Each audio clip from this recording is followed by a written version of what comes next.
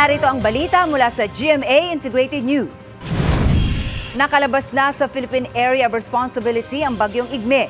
Ayon sa Pag-asa, hahatakin at palalakasin pa rin ito ang habagat na magpapaulan sa Luzon at Visayas. Base sa datos ng Metro Weather, halos buong Luzon ang uulanin maghapon. Heavy to intense rain sa Batanes, Cagayan, Zambales at Romblon. Malalakas na ulan din ang asahan sa Visayas at Mindanao.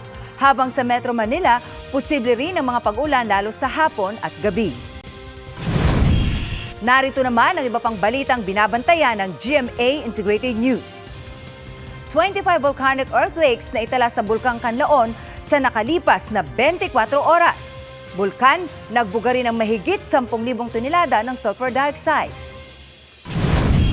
Ipo Dam, Ambuklaw Dam, Binga Dam at Magat Dam nagpakawala ng tubig base sa 8 AM update ng Pag-asa.